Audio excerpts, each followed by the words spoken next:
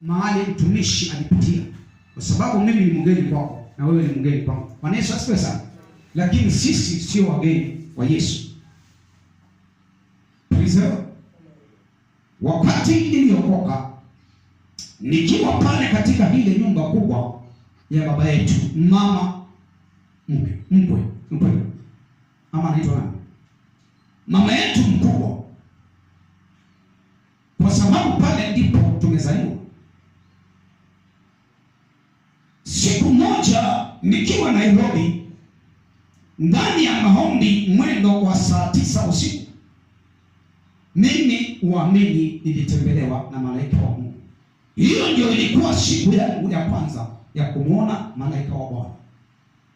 Huyu malaika jina lake anaitwa Michael ama Mikaeli. Hello? Lakini ndiposa ashuke kwangu aketi mahali nilikuwa ninaona nimeketi jikoni. Ile jikoni ya zamani, mahali mama wetu wa wawili walikuwa wanatutengenezea chakula, alishuka pale. Lakini nikiwa pale niliona mtoto mdogo, alikuwa na mavazi nyeupe, sura yake ilikuwa ya kupendeza, alikuwa na kiasili cha mzungu. Yule mtoto, ajabu ni kuwa wakati kila siku ilikawia nikachukua muda yule malaika kufika kwangu pale, nikiwa na yule mtoto pale chini tu. Mimi nikilala kidogo, nasikia sauti ya Mungu inaniuliza, huyo ni nani anakuja kwako? Niko kwa ndoto, nageuza macho yangu naangalia juu, na niko kwa ndoto, namuona malaika akija. Ajabu ni kuwa mavazi yake yale alikuwa amevaa yalikuwa mavazi yana rangi ya kimajani, sio kama rangi ya mwewe. Mwewe ana rangi gani? Mapawa yake mwewe yani ana rangi gani? Yule mwewe unakuwa vifaranga za kuku, rangi yake ni gani? Yule malaika alikuwa na mapawa na rangi yake alikuwa nguo nyeupe, lakini mapawa yanakaa kama moyo ya mwewe. Huyo malaika alikuja siku 7. Mungu ni wa ajabu. Nilikumbuka siku ya kwanza mpaka siku ya 7. Nikilala Mungu ananiambia, huyo ni nani anakuja kwako? Siku ya kwanza alikuwa kwa umbali sana, naona akiwa juu sana. Bwana Yesu asifiwe sana. Amen. Hello? Siku ya 7 wakati alishuka,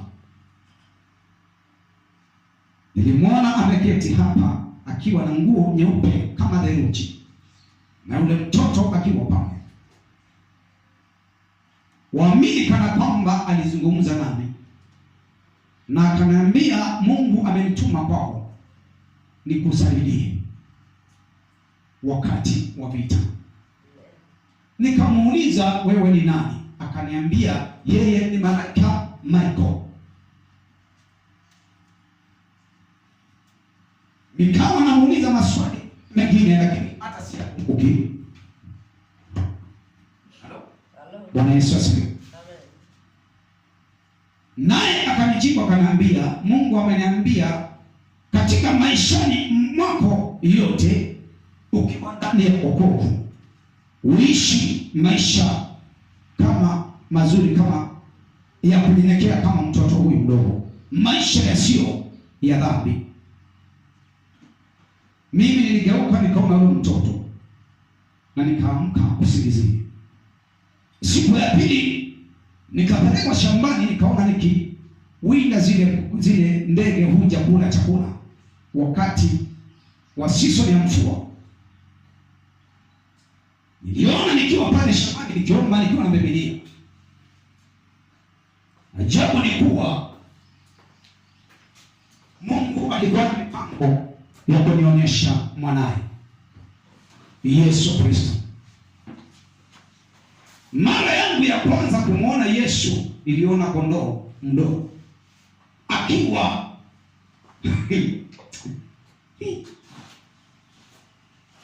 manyoya. Unajua manyoya ule kondoo unaita manyoya akiwa na manyoya kondoo, mwana yani mtoto wa kondoo mdogo sana, na akiwa na manyoya meupe kama theluji, yanametameta kama nyota za angani. Sauti ikatoka juu ikiniambia, huyo ndio mwanangu. Hapo ndio posa nilijua kana kwamba Mungu ufunua na methali. Katika kitabu cha Yohana neno la Mungu lasema, na Yohana akamwambiaje? Hebu acha tusome John chapter 1. Ninakufundisha kuhusu iliona kondoo, mtoto wa kondoo akiwa na manyoya meupe sana, ndiposa uweze kuelewa Mungu alikuwa ananionyesha nani. Na kitabu kimesema, Yohana akisimulia kuhusu mwana kondoo, akifundisha watu Masadukayo pia na Wafilisti kuhusu mwana kondoo. John chapter 1, Yohana wa kwanza sura ya kwanza. Ngoja si kama umefika papo.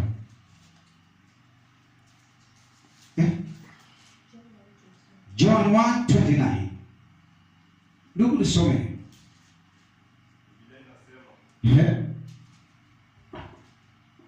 Biblia inasema, siku ya pili yake amwona Yesu, anakuja kwake, akasema, tazama mwana kondoo wa Mungu aichukuaye dhambi ya ulimwengu. Siku ya kwanza ya Yohana. Hebu rudia tena au watu waweze kuelewa, watu wa Mungu waweze kuelewa. Yohana mlango wa kwanza mstari wa 29. Biblia inasema, siku ya pili yake amuona Yesu. Siku ya pili yake amuona Yesu. Anakuja kwake. Akasema, tazama mwana kondoo wa Mungu. Aichukuaye dhambi ya ulimwengu.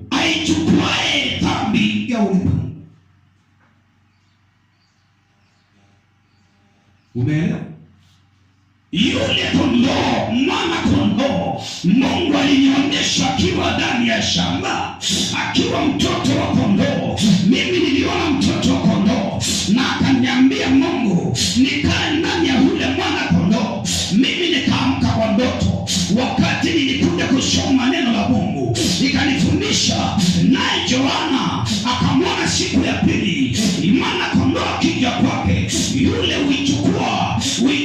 achukuaye dhambi ya ulimwengu. Bwana Yesu asifiwe sana. Wote wanaompokea Bwana Yesu anawafanya kuwa wana kupitia ufalme wa mbingu. Wote waliompokea mwana kondoo walifanyika kuwa wana wa Mungu. Sasa wewe leo ni mtoto wa Mungu kupitia kwa Yesu Kristo. Kwa sababu dhambi yako leo nikikuombea uokovu, dhambi yako yote Yesu anaichukua na kuiondoa. Ataibeba na kusafisha.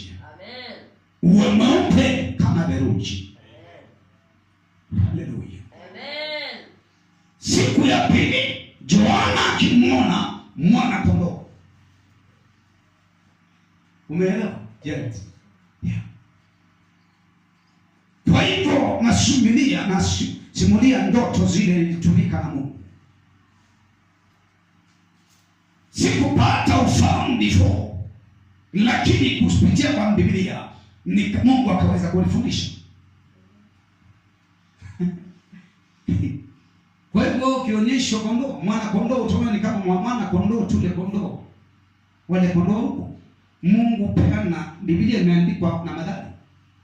hata ufunuo kuja na methali. Tunajuanga mambo kupitia, sometimes kuna mtu anafundishwa kupitia methali. Unauliza Mungu ni nani huyu aliyoroga huyu mama?